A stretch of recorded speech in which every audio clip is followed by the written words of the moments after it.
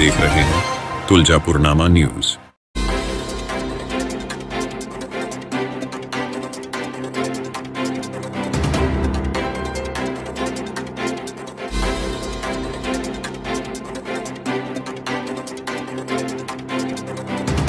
त्या बैठकीदरम्यान आवर्जून हे आम्हाला समजून सांगण्यात आलं की मंदिर जे आहे ते पूर्ण असं एका अंगासारखं बॉडीसारखं असतं। त्यामुळे आपण कुठे काम करत असताना एका भागाचं मी काम करतोय आणि बाकीचा भाग मी वापरतो असं करणं कदाचित धर्मशास्त्राप्रमाणे योग्य राहणार नाही। त्याबद्दल खूप सखोल अशी चर्चा झाली, एकदम डिटेलमध्ये आम्ही चर्चा केली आणि आपल्याकडच्या रूढी परंपरा, आपली दैनंदिन जी पूजा असते, अभिषेक असतात, त्या सर्व बाबींची देखील चर्चा झाली। तर आज मला पहिला मुद्दा आपल्या माध्यमातून सर्वांपर्यंत पोहोचवायचा आहे, तो म्हणजे जी काही आपण प्रक्रिया करू त्याच्यामध्ये आईचं दर्शन आणि आपले दैनंदिन विधी जे आहे त्याच्यामध्ये कुठलीही बाधा होणार नाही। परत मी रिपीट करतो, आईचं दर्शन आणि आपल्या दैनंदिन ज्या काही आपण विधी करत असतो त्याच्यामध्ये कुठली बाधा होणार नाही अशा प्रकारचं सोल्युशन जे आहे ते चर्चेत आलं आणि काही दिवसांमध्ये ते लेखी स्वरूपामध्ये आपल्यापर्यंत येईल। याचा अर्थ असा झाला की आपल्याला रोजचं आपलं दर्शन घेणं, आपले अभिषेक आहेत, इतर जे काही विधी आहेत ते सगळे बिनबोबाट चालतील या अनुषंगाने सोल्युशन जे आहे ते दिलं जाणार आहे। त्यामुळे काही लोकांच्या मनात जी काळजी आहे की आईचं दर्शन होणार नाही किंवा मग आम्हाला विधी करता येणार नाही अशी काही परिस्थिती राहणार नाही हे लोकांपर्यंत पोचवणं।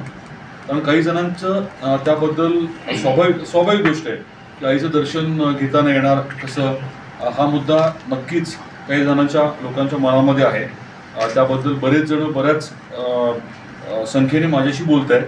त्यामुळे मला पहिला विषय हा क्लिअर करायचा आहे, पहिला मुद्दा हा क्लिअर करायचा आहे की आपलं दर्शन आणि विधी जे आहेत ते अबाधित राहतील। दुसरा मुद्दा हा आहे की सध्या आपण जिथे क्रॅक्स वगैरे आहेत तिथे लेखी स्वरूपात स्ट्रक्चरल ऑडिट करून स्ट्रक्चरल इंजिनियरकडनं जे टेकन दिलं जात आहे ते योग्य पद्धतीचं देण्याच्या बाबतीत मी सूचना दिल्या आहेत। आत्ता जी आहे ते तात्पुरत्या स्वरूपात त्यांनी एक लावल्यासारखं झालं आहे, पण ते स्ट्रक्चरल ऑडिट टाईप करून स्ट्रक्चरल इंजिनियरकडनं लेखी स्वरूपात तिथे नेमकं किती साईजचं समजा लोखंडी आय सेक्शन लावायचं आहे, तो किती ताकदीचा असावा, त्याला बेस प्लेट कशी असावी, वरची प्लेट कशी असावी, हे सगळं लेखी घ्या म्हटलं आणि ते करावं जेणेकरून सध्या तरी सुरक्षितता त्याच्या बाबतीमध्ये आपल्याला काळजी करायला लागणार नाही। या अनुषंगाने अजून एक मुद्दा म्हणजे जे आपण काम करतोय साधारण 6 महिने तयारीला लागणार आहेत। म्हणजे मंदिराचं काम करत, मंदिराचं म्हणतोय मूळ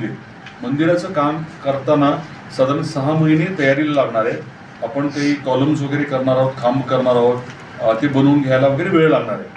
त्यामुळे मंदिराचं काम जे आहे ते आपण नवरात्रीच्या नंतर आणि पौर्णिमेच्या नंतर आपले सगळे नेहमीचे जे महत्त्वाचे विधी आहेत ते झाल्यानंतर हातात घेणार आहोत आणि तोपर्यंत बाकी मात्र तयारी सगळी करणार आणि त्याचबरोबरीने आपण जे इतर साईडची कामं आहेत ती मात्र चालू ठेवून पूर्ण करणार, जेवढे शक्य आहे तेवढे बाकीची कामं पूर्ण करून घेणार। आणि नियोजन असं राहील की एकदा मंदिराचं काम सुरू केलं की ते काम 6 महिन्यात पूर्ण व्हावं। मंदिर म्हणजे पूर्ण मंदिराचं जे काही काम ठरेल, जे काही आपल्याला करणं क्रमप्राप्त राहील ते सगळं काम जे आहे ते 6 महिन्यात करण्याचं नियोजन जे आहे। मग एकापेक्षा जास्त टीम लावू आपण, समजा एकच टीम लावली तर समजा वर्ष लागत असेल, 2 टीम लावल्या 6 महिने लागत आहेत, 2च्या ऐवजी कदाचित आपण 4 टीम लावू। तर त्या पद्धतीने कमीत कमी वेळात काम योग्य पद्धतीने कसं होईल याच्याकडे आपण आवर्जून लक्ष देणार आहोत।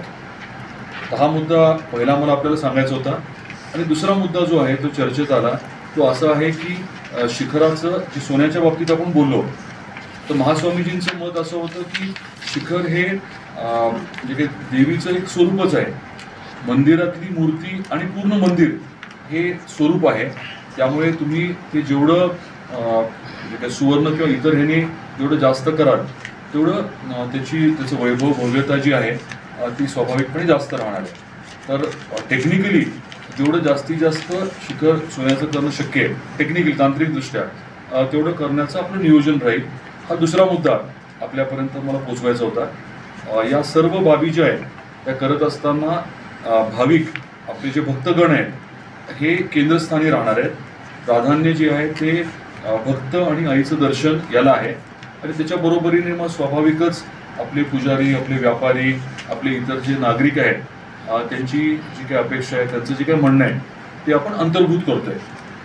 शेवटचा मुद्दा एवढाच मला मांडायचा आहे की ते आपल्या आईच्या मंदिराच्या जीर्णोद्धाराचा, त्याच्या अनुषंगाने काम आत्ता ज्या परिस्थितीमध्ये आहे आपण सर्व जाणता. दोन महत्त्वाचे विषय स्वाभाविकपणे पुढे आलेले आहेत.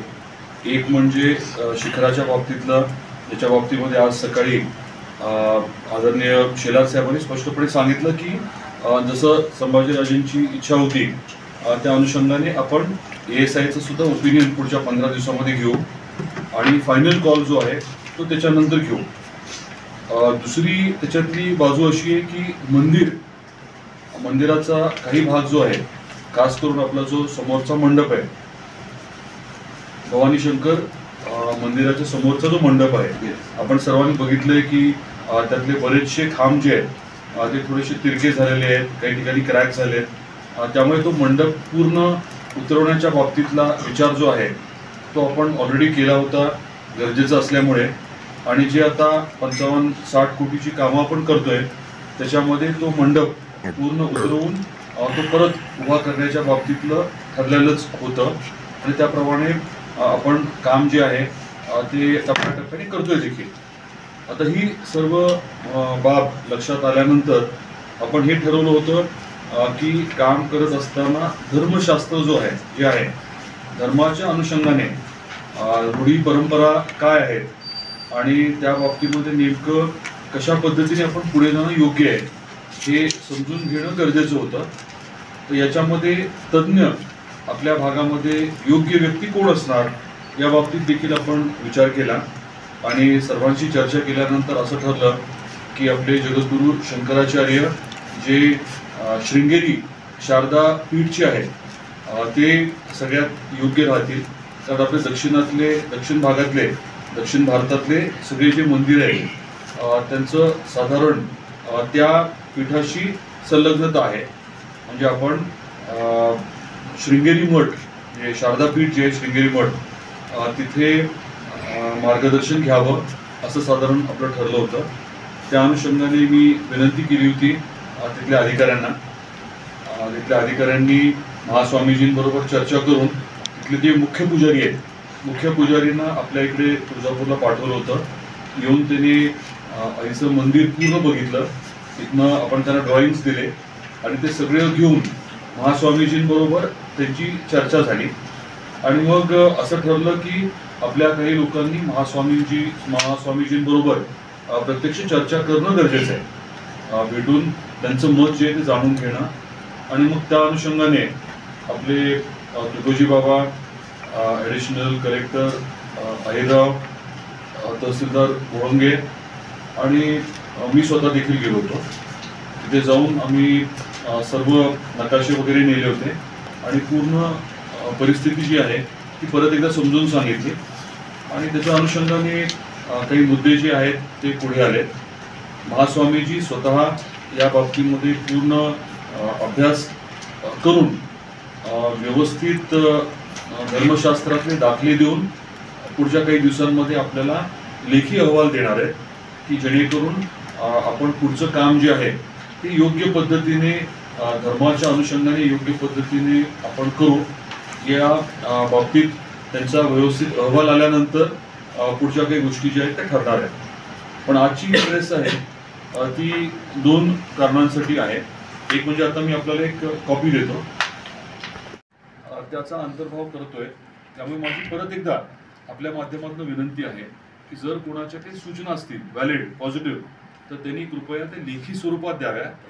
मंदिर ट्रस्टकडे, जिल्हाधिकाऱ्यांकडे द्याव्या किंवा आपल्या इथे ट्रस्टमध्ये देऊन इन्व्हर्ट करून घ्याव्या, पोच घ्यावी. कारण मध्ये आपण आवाहन करून देखील काही लेखी स्वरूपामध्ये आलेलं नाही. बरेच लोक जे आहेत ते असं जनरल चर्चा करतात परंतु त्यांचं काय मत आहे आणि ते मत जे आहे त्याच्या अनुषंगाने जे काही पुरावा काय आहे किंवा समर्थनार्थ काय मुद्दे आहेत असं त्यांनी जर दिलं तर नक्की त्याचा विचार होऊ शकेल.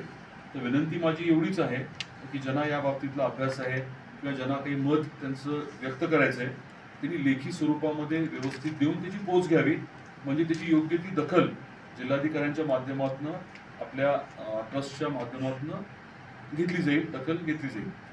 एवढं मला आपल्याला सांगायचं होतं. काही प्रश्न असतील तर जरूर आपण विचारा.